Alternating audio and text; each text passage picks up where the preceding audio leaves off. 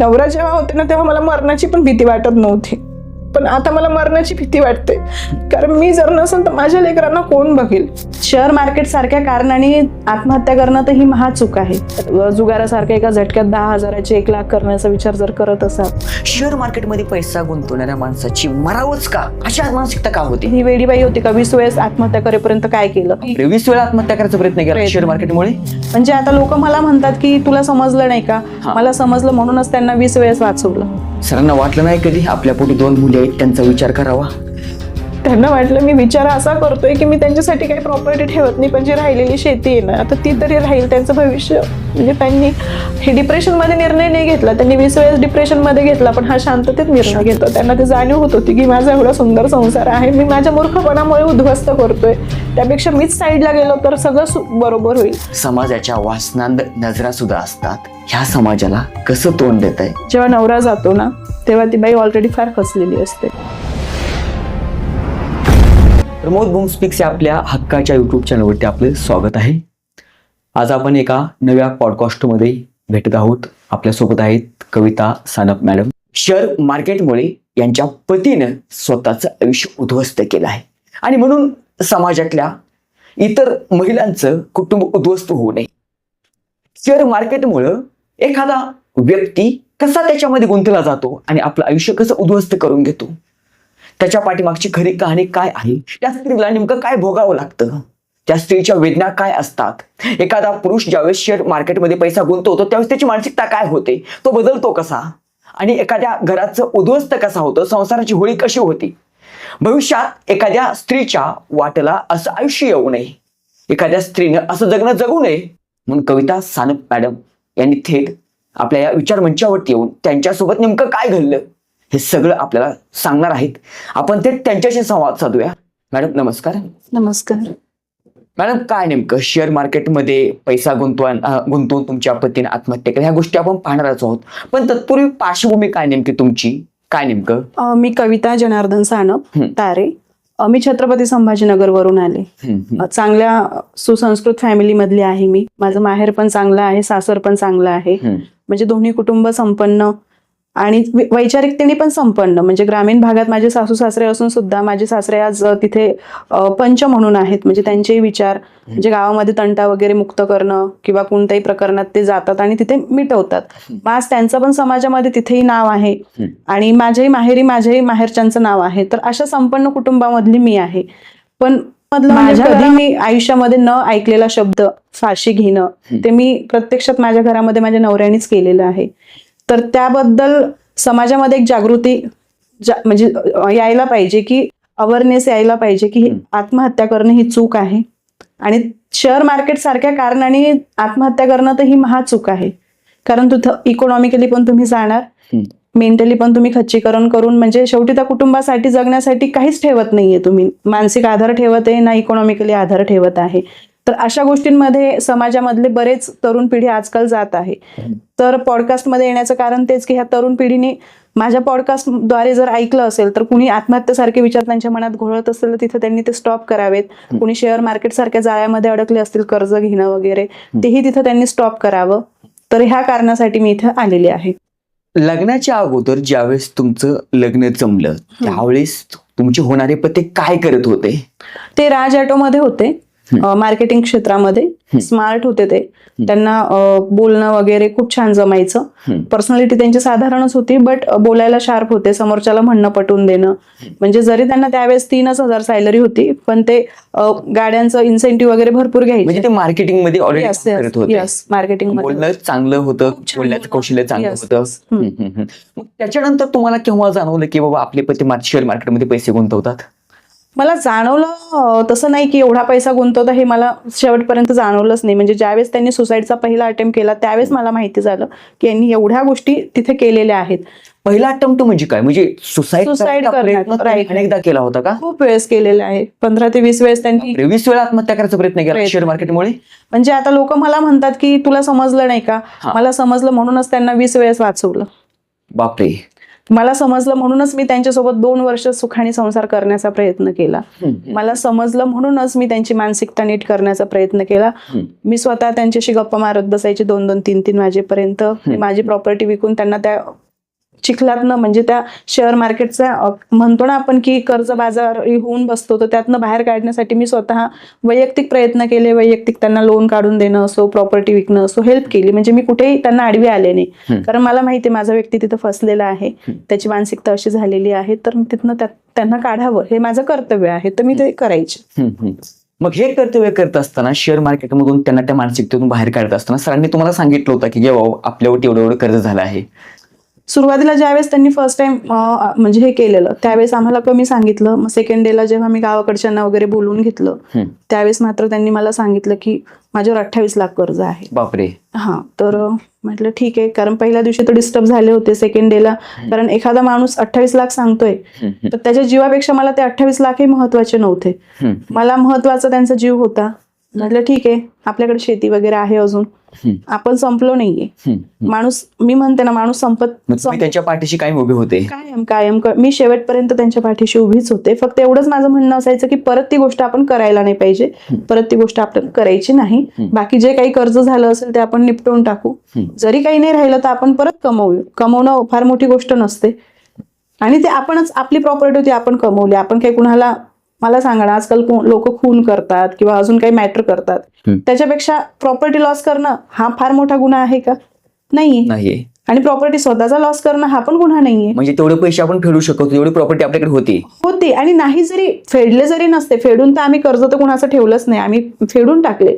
फक्त एवढं की आमच्याकडे काही राहिलं नाही. तर ठीक आहे ना, आज आपण बाहेर कष्ट करणारे बघतो, रोडवरचे लोक बघतो, ते पण त्यांच्या लाईफ पार्टनर सोबत सुखानेच राहतात ना, त्यांच्याकडे काय असतं.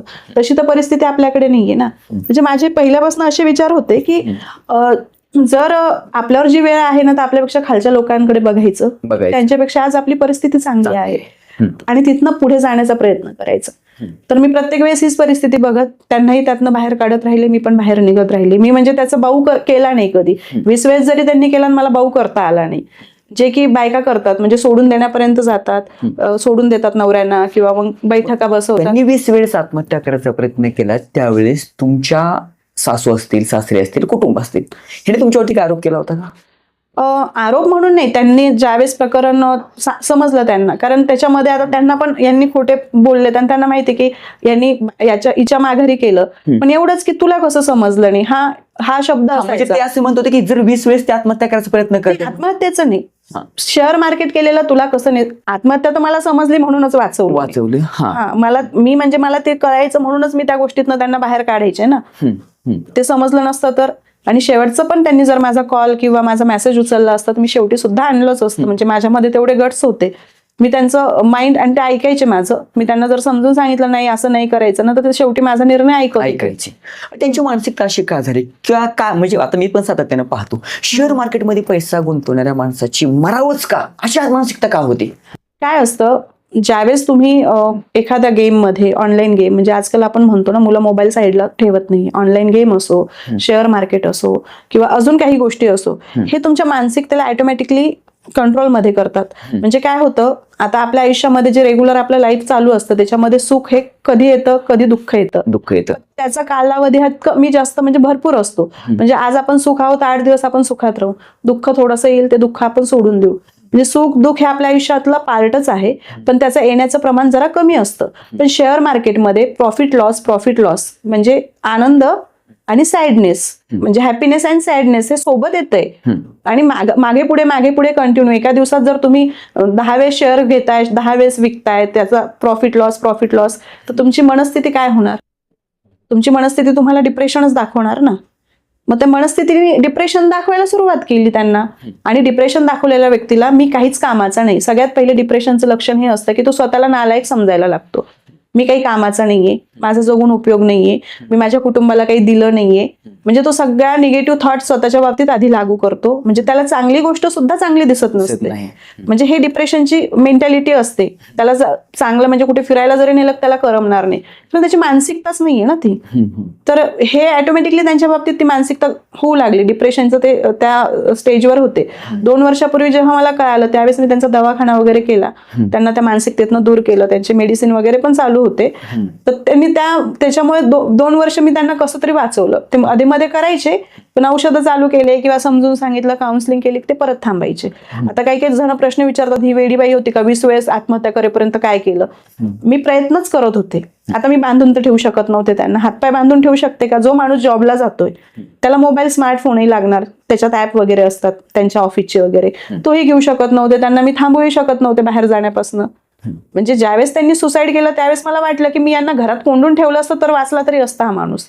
ही मानसिकता नंतर मला वाटलंय, पण ते शक्य नसतं प्रॅक्टिकल. मी जर तसं केलं असतं तर लोकांनी माझ्यावर बोट केलं असतं, हीच बाई या माणसाला त्रास देते म्हणून. सुरुवातीच्या काळात लग्न झाल्यावरती तुमचं आयुष्य कसं होतं किंवा तुमच्या नात्यातला संवाद कसा होता, आणि तुम्हाला त्याच्यानंतर जेव्हा मार्केटमध्ये गुंतले त्यावेळेस त्यांचं कुटुंबातलं बोलणं, कुटुंबातलं वागणं, तुमच्यासोबतचं बोलणं, मुलींसोबतचं बोलणं, काय नेमका डिफरन्स होता? म्हणजे ह्यातनं काय सांगता येईल आपल्याला, जे काय इथून पुढच्या काळामध्ये अशा घटना घडतील त्यावेळेस घरातल्या स्त्रीने जागरूक राहिलं पाहिजे की बाबा माझ्या पतीबद्दल काहीतरी बोलण्यात मला जाणवते वेगळं, असं काय त्यांच्याबद्दल वेगळं पण आलं? सुरुवातीला ते फार म्हणजे कष्ट करणारा व्यक्ती होता तो, खूप कष्ट करणारा.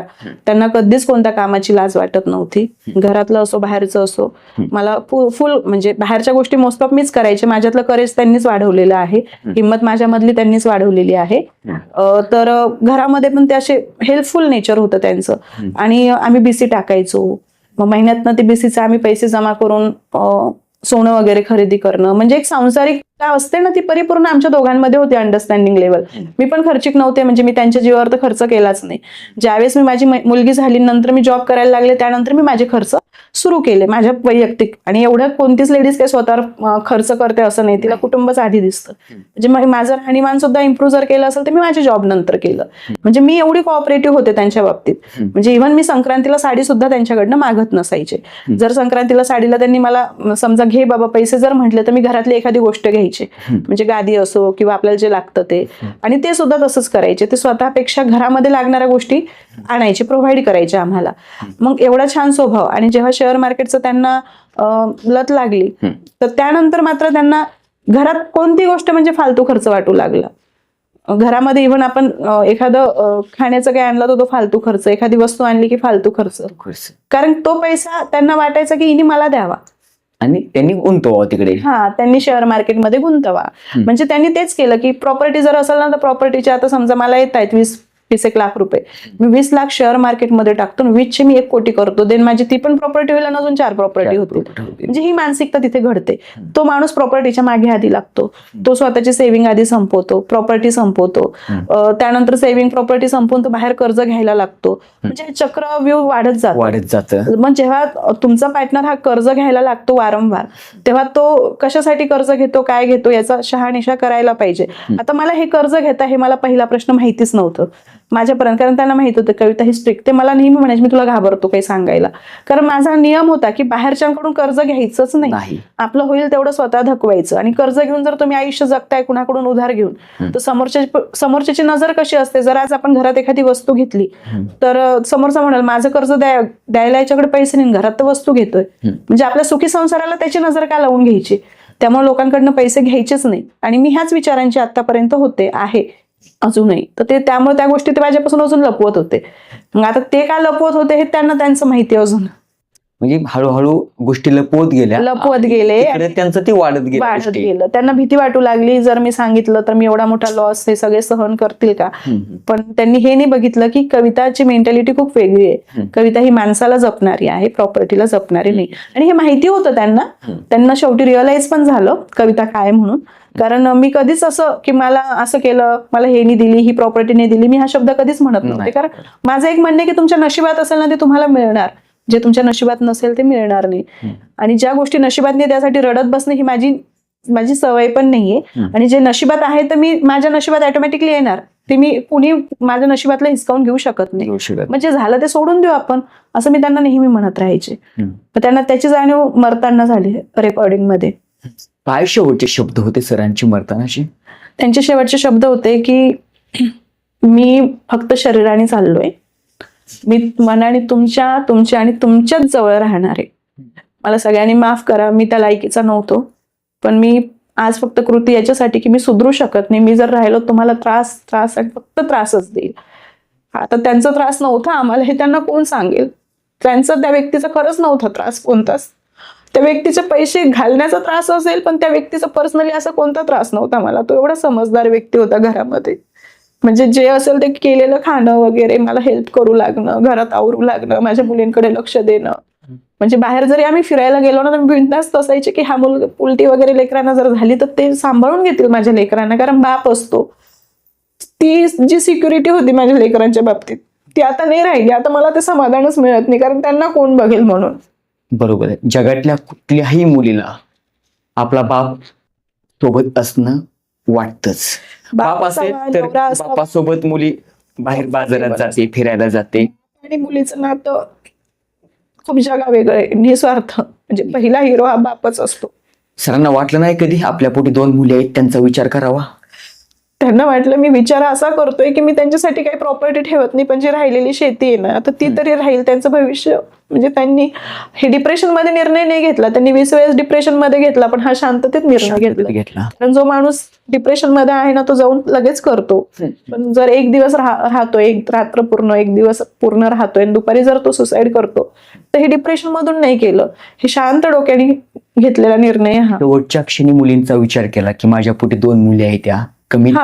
त्यांनी मुलींना पण सांगितलं तुम्ही मम्मीचं नाव मोठं करा, माझं नाव सुद्धा लावू नका, कारण मी त्या लायकीचा नाहीये. म्हणजे एवढं त्यांनी स्वतःला त्या गोष्टींमध्ये स्वतःला काय म्हणतात की मी काहीच लायकीचा नाहीये, स्वतःला एवढा त्यांनी दोष दिला शेवटी जाताना. पण तेच पॉडकास्ट करण्याचा उद्देश आहेच की त्यांच्या पण गोष्टी सांगणं. तो माणूस वाईट नव्हता, तो खूपच चांगला होता.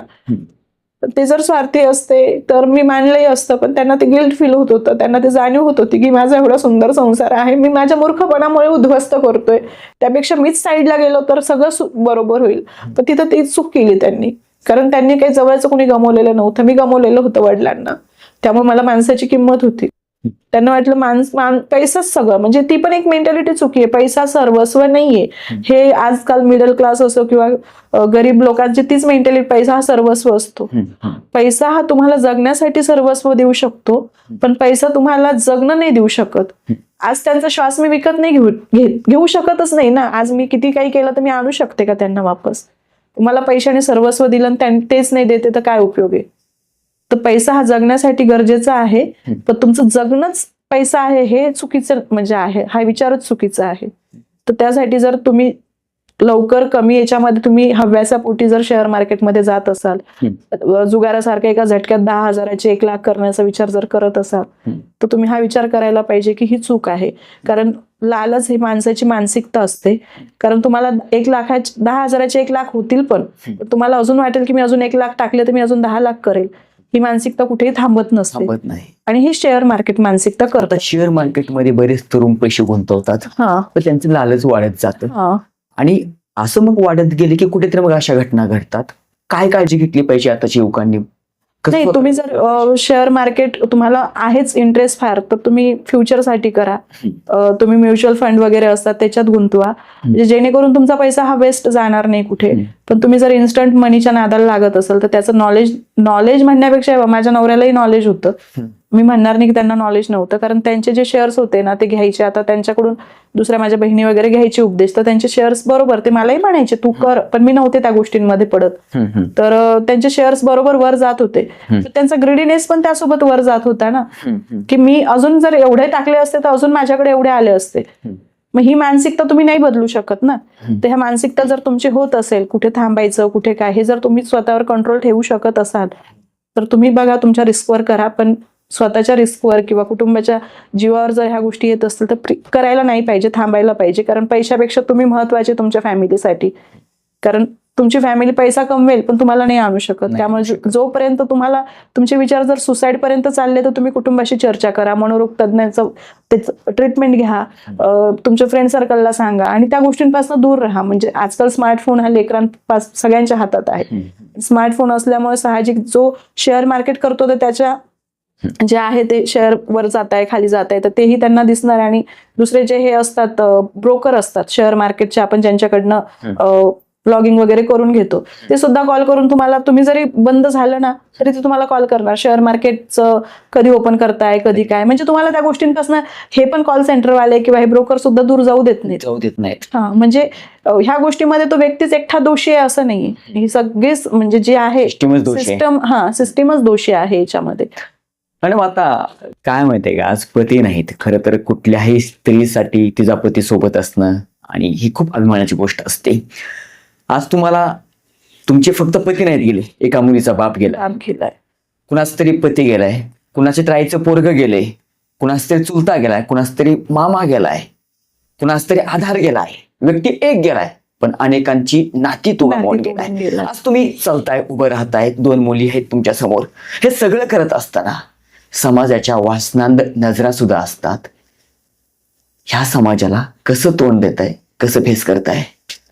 काय असतं, जेव्हा नवरा जातो ना तेव्हा ती बाई ऑलरेडी फार खचलेली असते. कारण तिचा तो आधार असतो. तो आधार असा असतो की ती बाहेर बिंदास गेली ना तिच्याकडे वाईट नजरेने लोक बघू शकत नाही, कारण तिला नवरा आहे. बघितलं तर वादविवाद होऊ शकतो म्हणून घाबरून राहतात लोक. पण जेव्हा नवरा नसतो ना तेव्हा तिच्या मागे कोण आहे, घाणेरडी मानसिकता असते. पण एक समाजाने लक्षात ठेवायला पाहिजे, तिच्या मागे किंवा पुढे कोणी असण्याचा प्रश्नच येत नाही. ती खंबीर आहे म्हणून ती बाहेर पडली. त्यामुळे तुमच्या नजरांवर तुम्ही कंट्रोल ठेवा. कुणी असो, म्हणजे मीच नाही, मी तर आहे, मी फेस करेल, मी एकाचं 2 उत्तरही देईल. पण असतात बिचारा, मग त्यांना काय होतं त्यावेळेस थोडं, एक तर काय होतं, नवरा जेव्हा जातो ना तेव्हा त्या बाईचा पूर्ण कॉन्फिडन्स संपलेला असतो. तिला पायरी उतरून बाहेर रिक्षापर्यंत जाण्याचा सुद्धा कॉन्फिडन्स नसतो अशा याच्यात. कारण आणि त्याच्यात जर सुसाईड केलेल्या नवऱ्याची बायको आहे तर तिथं ती ज्यावेळेस ह्या गोष्टी करते तर भिरभिर नजरा एक तिच्यावर पडतात की बाई ह्या बाईच्या नवऱ्याने केलं असं. म्हणजे एक ती असते ना गॉसिपिंग, म्हणजे माझ्याही मुली आज फेस करतात, त्यांना अजून पण हिंमत नाही बाहेर जाण्याची. जे आमचं तिथे एरिया आहे तिथे राऊंड मारायची सुद्धा, कारण मम्मी लोक बघतात आपल्या तोंडाकडे. मी त्यांना म्हणते बघू द्या, त्यांना सवय लागू द्या, आपण नाही घाबरायचं. पण असते की एक गॉसिपिंगच्या म्हणजे बोट लगेच दाखवतात.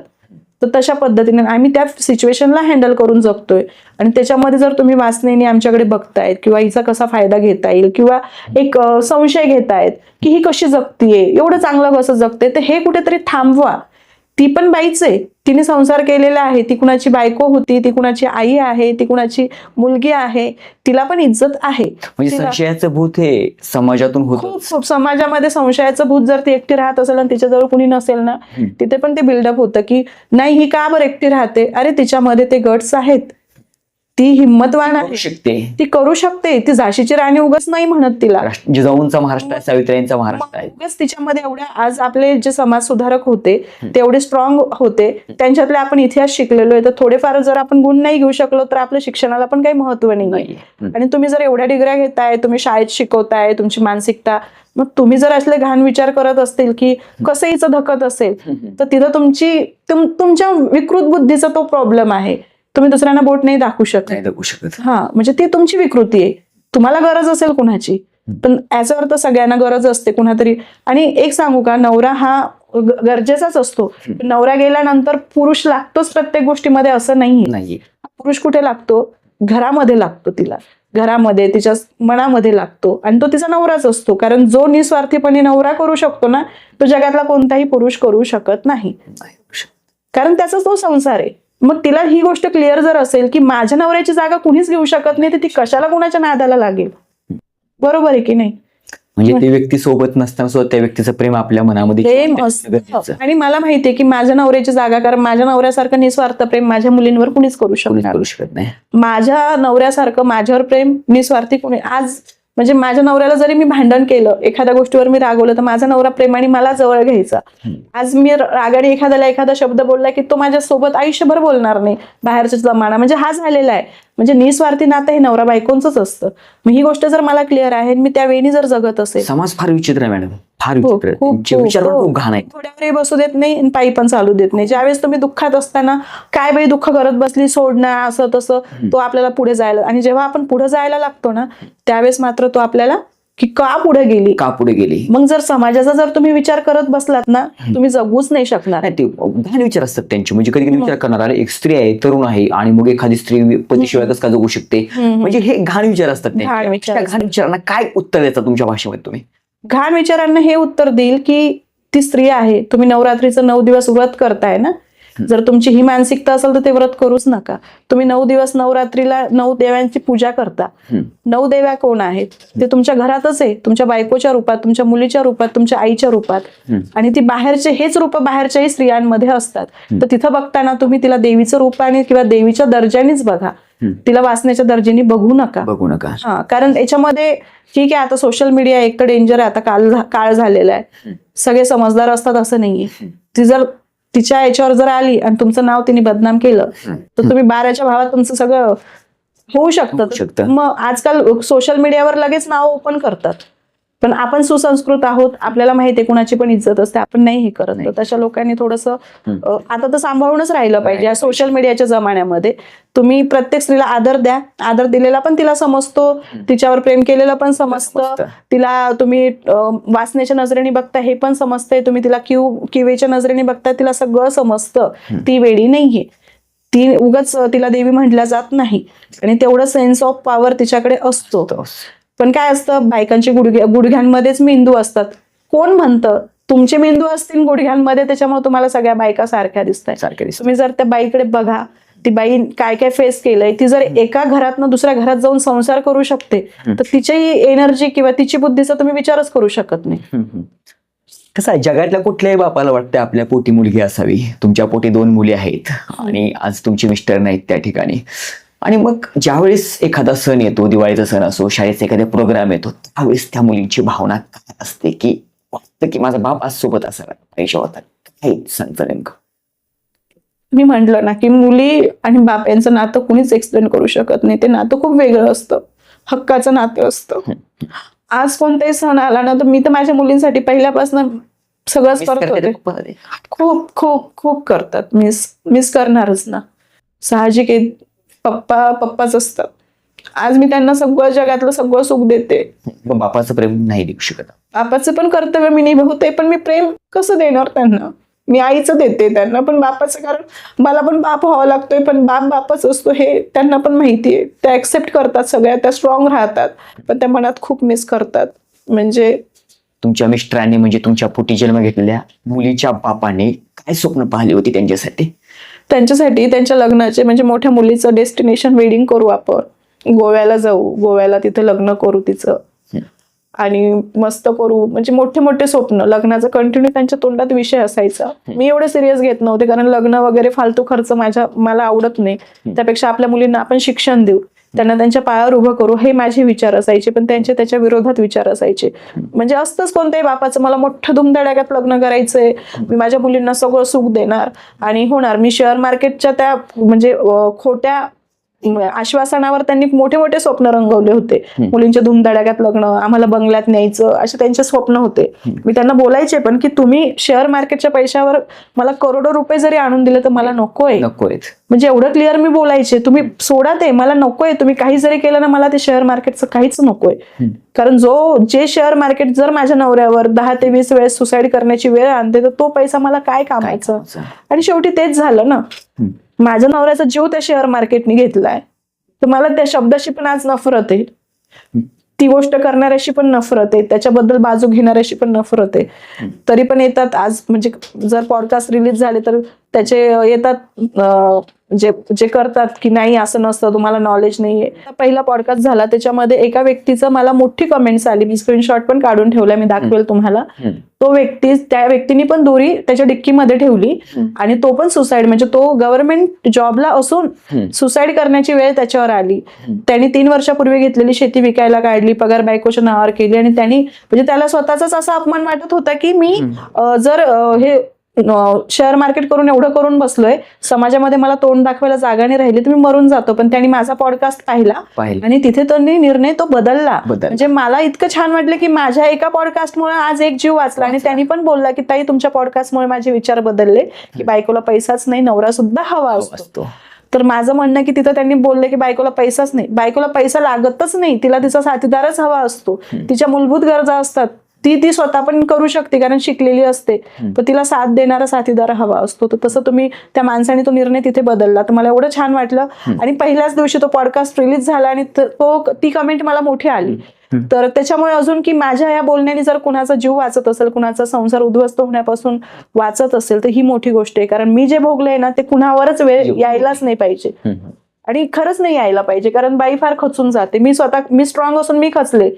म्हणजे मला श्वास घेता येत नसायचा. मी काय सांगू, मला 1.5 वर्षापर्यंत मला आतापर्यंत मला मोकळा श्वास घेता येत नव्हता. किती वर्षापूर्वी मिस्टरांनी? आता ह्या डिसेंबरला 2 वर्ष. 2 वर्ष होतात. त्याच्यानंतर कोणता संघर्षाला सामोरं जावं लागलं तुम्हाला? अडचणी भरपूर आल्या असतील. अडचणी हे बघा, इकॉनॉमिकली अडचणी असतात, सामाजिक अडचणी असतात, पण सगळ्यात मेंटली अडचण जी असते ना ती कुणाला सांगता पण येत नाही आणि सहन पण करता येत नाही. म्हणजे ते जेव्हा गेले ना तर मला झोप पण येत नसायची. कशी तरी झोपायची ना माझा जीव गुद मारायचा. मला बाहेरचा आभाळ सुद्धा बघा वाटत नसायचं. मला असं वाटायचं मला अजून मोकळ्या हवेत घेऊन जा. मोकळी हवा कुठे? मनातच तुमच्या जर असं एवढं बर्डन असेल तुम्हाला मोकळी हवा सुद्धा मोकळी वाटणार नाही. माझं कुणीतरी जीव म्हणजे दाबतंय, मला मोकळा. डोळे जर उघडले तर मी का उघडले, लावले तर मी मरून जावं, म्हणजे माझा डोळाच उघडू नये. किंवा माझं जे आहे माझ्या आयुष्यात घडलं ते ना माझं स्वप्नामध्ये असावं. म्हणजे मला विश्वासच बसत नव्हता माझ्या बाबतीत काय घडलं म्हणून. मला अजून सुद्धा विश्वास नाही बसत. मी जगले. आज पण असं वाटतं का तुमचे मिस्टर भले ते जेवत नाहीत पण तुम्हाला असं वाटतं की ते काय माझ्यासोबतच आहेत? हा, ते वाटतात पण दिसत नाही ना. मी कधी कधी बोलते सुद्धा आणि मग कधी कधी वाटतं अरे ह्या व्यक्तीने असं कसं केलं. स्वभाव कसा होता त्यांचा? खूप छान. वाटलं होतं कधी ह्या स्टेपला जाते? बिलकुल नाही. ते इतके स्ट्रॉंग होते की त्यांना काही लागलं ना तर ते अंगावर सहन करून घ्यायचे. म्हणजे ताप येऊ, त्यांना सर्दी, दवाखाना त्यांना मुळीच आवडत नव्हता. ते दवाखान्यात कधीच येत नव्हते. ते सहन करून घ्यायचे प्रत्येक गोष्ट. आणि कोऑपरेटिव्ह तर भरपूर. म्हणजे माझ्यातलं खरं सांगते जे कॉन्फिडन्स आहे ना, हे कॉन्फिडन्स प्रत्येकांमध्ये असतो पण तो आहे म्हणून जाणीव करून देणारा जोडीदारच असतो. त्यांनी ते कर्तव्य निभावले. आणि त्या व्यक्तीने माझ्यामधला कॉन्फिडन्स जर एवढा जागवलाय तर मी त्या व्यक्तीला देवापेक्षा कमी नाही मानू शकणार. माझ्यासाठी मी दिवाळीला सुद्धा माझ्या आईकडे जात नव्हते, मी त्यांना सोडत नव्हते. म्हणजे मी माझ्या घरात एवढी सुखी होते. म्हणजे अजून सुद्धा मी कुठेच जात नाही. मी माझ्या मुलीच आहे, मला आवडतही नाही जायला, पण त्या व्यक्तीसोबत मी एवढी सुखी होते की मला त्या व्यक्तीला कधी सोडून कुठे जाऊन 8 दिवस राहावं असं कधी वाटलं नाही. त्या व्यक्तीने पण मला नाही सोडलं कधी. आयुष्यात कधी कशीच कमी केली नाही तेवढ्या प्रवासात तुम्हाला? कमी म्हणजे मी कधी काही मागत नव्हते, त्यांना पण ती जाणीव होत नव्हती. मला फक्त ते दिसतात, लेकरं दिसतात, मी समाधानी व्हायचे. मला काही असं फार लागत होतं अशातला भाग नाहीये. मी नकली जरी घातलं तरी माझ्या चेहऱ्याला रंगाला उठून दिसायचं म्हणून माझी काही अपेक्षा मला सोनं नाणंच करून द्या असं नव्हतं कधी. आणि तेवढं तर आपल्याला आई वगैरे करते कधी साड्या दिवाळीला. मला त्याच आजकाल एवढं कोणी वापरत पण नाही जे आहे ते तिथे मी सुखी समाधान आहे. म्हणजे खरंच सुखी होते तिथे. बाहेर वागताना कसे वागायचे किंवा कुटुंबाचा संवाद कसा असायचा आई-वडिलांसोबतचा? कधी बोलणं व्हायचं का आई-वडिलांसोबत? बोलायचे ते, पण त्यांना जास्त बोलायला कुणाला आवडत नव्हतं. हसी मजाक तेवढ्यापुरती तेवढी करायचे, जास्त बाहेर कुणाशी बोलत नव्हते. त्यांना कम्फर्ट झोन त्यांची फॅमिली होती. फॅमिली म्हणजे मी माझ्या मुली, खूप कम्फर्ट झोन होतं त्यांचं. कधी म्हणजे आम्ही 2 दिवस जरी मम्मीकडे दिवाळीला जायचं म्हटलं की त्यांना प्रश्न पडायचा, लगेच फोन. म्हणजे 1 दिवसाच्या वरती दुसऱ्या दिवशी फोन ते करायचे. सरांना कधी, कारण की सरांनी अगोदर शेअर मार्केटच्या ह्या मानसिकतेमध्ये गेल्यावरती सर 18-19 वेळेस त्यांनी आत्महत्या करायचा प्रयत्न केला. त्यातून तुम्ही त्यांना सातत्याने वाचवलं. पण त्यांना कधी पश्चाताप होत होता की किंवा उभं चालू ह्या शेअर मार्केटमध्ये मी? खूप व्हायचं. काय सांगायचे, बोलायचे तुम्हाला ते म्हणायचे मी एवढी चूक करून बसलेलो आहे पण इथून पुढे मला खेळायचं नाही. खरंच ते घाण आहे पण मी इथून पुढे करणार नाही. पण ती मानसिकता होऊन जाते ना की म्हणजे ती गोष्ट नशा असते ना, ती घडी घडी करायला भाग पाडते, सुटत नाही. तर ते त्यांच्या बाबतीत व्हायचं. त्यांना खूप पश्चाताप व्हायचा, मी चूक केलेली आहे मी माझ्या. आणि होणारच ना. जर घरामध्ये तुम्ही आता समजा मी फ्लॅट घेतलेला आहे आणि माझं एका झटक्यात फर्निचर जर झालं असतं आणि तुम्ही तो पैसा बाहेर घालताय तर ते पश्चाताप होणार. किंवा एका झटक्यात तुमचं लोन नील झालं असतं फ्लॅटचं, तर तुम्ही तरी पण तो पैसा घालताय, तर कुठेतरी ते परत त्यांच्या मनाला खात राहायचं की अरे माझं एवढं क्लिअर झालं असतं, मी काय मूर्खपणा केलाय. तो मूर्खपणा कव्हर करण्याच्या नादात परत तेच करायचे. म्हणजे अशी गोष्ट व्हायची. काय आज तुमच्या मुलींना तुम्हाला मोठं करायचंय, उभं करायचंय, त्यांची स्वप्नांची पूर्तता तुम्हाला करायची आहे. आज त्यांचा बाप नाहीये, परंतु त्यांच्या बाप म्हणून आणि आई म्हणून दोघांची भूमिका तुम्ही पार पाडताय. काय तुमचं पुढचं व्हिजन काय त्या लेकरांसाठी?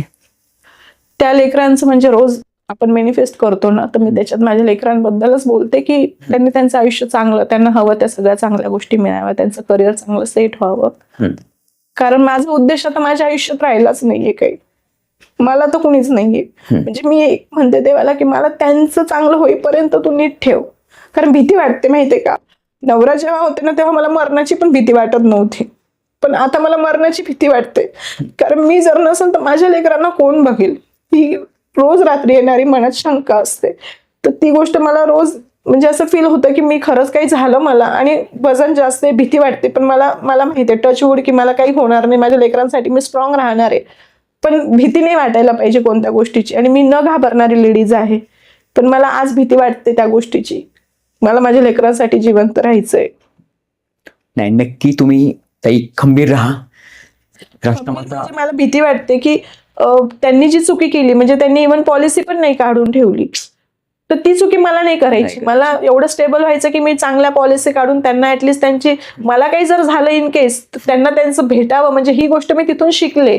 आणि ही पण गोष्ट सांगते की खरंच तुमच्या पॉलिसी पण खूप किती गरजेच्या असतात. सांगून वेळ येत नाही, अशा काय वेळ येत नाही, कारण कुणाला हार्ट अटॅक येतो, कुणाचा ऍक्सिडेंट, पुढचं पुढे कुणावरच वेळ येऊच नाही. पण वेळ जर आली चुकून तर तुमच्या कुटुंबाला ऍटलीस्ट त्याचा तेवढा आधार भेटावा.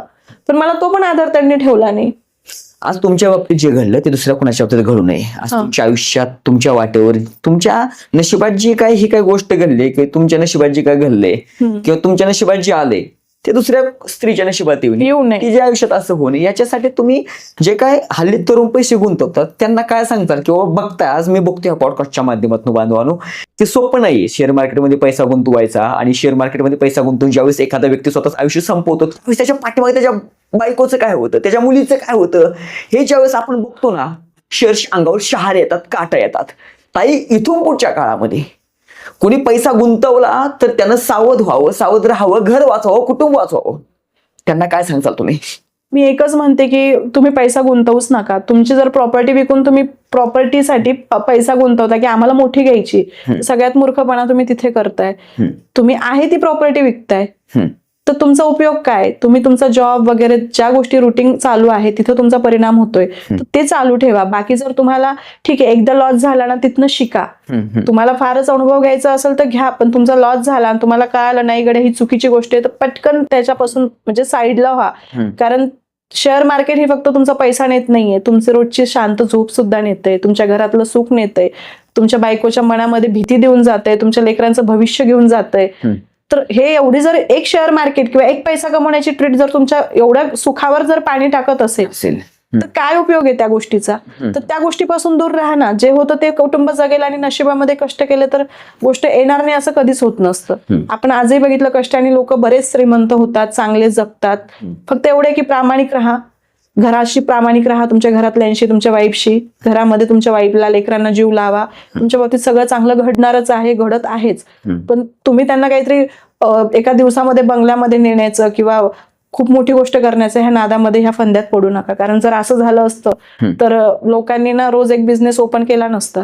त्या बिझनेसचा पैसा सगळ्या शेअर मार्केटमध्ये टाकून आरामशीर घरात बसून खाल्लं असतं, जर एवढं सोपं असतं तर. बरोबर आहे की नाही? आज आपण बघतो मार्केटमध्ये रोज एक नवीन बिझनेस ओपन होतो, एक दोन. ते एवढी मेहनत करायला मूर्ख आहेत का? ते जर 10-10, 20-20 लाख रुपये बिझनेस मध्ये गुंतवतात, त्यांना शेअर मार्केटमध्ये पैसा गुंतवून घरी आहे तर खायला काय प्रॉब्लेम आहे? पण हे शक्य नसतं. मी माझ्या हसबंडला पण तेच सांगायचे की ही जर गोष्ट एवढी सोपी असते तर रोज मार्केटमध्ये नवीन बिझनेस ओपन झाले नसते. घरात बसून लोकांनी पैसाच कमवत बसले असते. तर त्याच्यामुळे पूर्ण गोष्टींची शहानिशा करत जात जा. आपण व्यसनी होत चाललोय तर याचं पहिलं लक्षण हेच की आपली नशा वाढत चालली. आपण परत परत पैसे करतोय, टाकतोय, प्रॉफिट झाला तर तो प्रॉफिट आपल्याला समाधान देत नाहीये. आपण परत त्या प्रॉफिटच्या नादाने ते प्रॉफिट सुद्धा त्या शेअर मार्केटमध्ये लावतोय. जर हे लक्षणं तुम्हाला दिसत असतील तिथनं पटकन साईडला व्हा. कारण तुमचा जीव हा समाजासाठी नाहीये उपयोगाचा, पण तुमच्या वेळ लागत नाही, तुमचा जीव समाजासाठी उपयोगाचा नाही, पण तुमचा जीव हा तुमच्या कुटुंबासाठी उपयोगाचा आहे. तुमचं कुटुंब हे तुमच्यासाठी सगळं समाज वगैरे सगळा दूर करेल, पण तुम्ही तुमच्या कुटुंबाला लागतात. बाकी समाज बघेल, थोडासा रडेल, किव करेल, बाजूला होऊन जाईल, ते त्यांच्यामध्ये व्यस्त आहेत. आणि समाजाला घाबरून तर मुळीच आत्महत्यासारखे विचार करू नका. कारण समाज नाव ठेवायलाच येत असतो की यांनी असं केलं म्हणून द्या, काही छद्र पडत नाही समाजाने नाव ठेवले तर. पण तुम्ही आत्महत्यासारखे विचार करू नका, तिथे तुम्ही थांबा. शेवटा करूया. आता तुम्हाला इथून पुढच्या आता आयुष्यात काय महत्वाचं वाटतं तुम्हाला? माझ्या आयुष्यात मला स्वतःच्या बाबतीत माझं करिअर, माझे लेकरं, बस ह्या 2 गोष्टींच्या पुढे मला महत्व कशाचंच वाटत नाही. मला महत्व द्यायचं नाही. सगळ्यात महत्वाचं महत्व मी माझ्या आरोग्याला आणि माझ्या लेकरांच्या आरोग्याला देते. आरोग्यच धन संपदा उगाच म्हणत नाही. तुमचं जर फिजिकली आरोग्य चांगलं असेल तर मेंटली पण आरोग्य चांगलं राहील. आणि हीच गरज आहे. जर उद्या आजारी पडून दवाखान्यात पैसे घालतायत किंवा मेंटल होऊन जर तुम्ही सुसाईड पर्यंत जाताय तर त्या गोष्टीला काहीच तथ्य नाहीये. तर तुम्ही आरोग्य जपा. मी माझ्या आरोग्याला आधी प्राधान्य देते. मानसिक आणि फिजिकल ह्या गोष्टींसाठी मी हे करते. बाकी सामाजिक समाजाशी मी थोडीशी आता साईडला झालेली. मी आधी माझ्यामध्ये फार होतं की मी समाजाला पण खूप मदत करायचे. मदत समाजाला केलेली चांगलीच असते.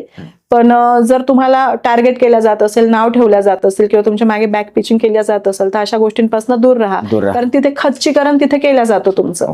कारण काय असतं, मैत्रिणी असतात त्या सांगतात आपल्याला की असं असं झालं, तसं झालं, तर त्या गोष्टींपासून दूर राहा. कारण तिथंच मनाचं खच्चीकरण जास्त होतं. आपल्यासोबत होत्या कविता सानप मॅडम.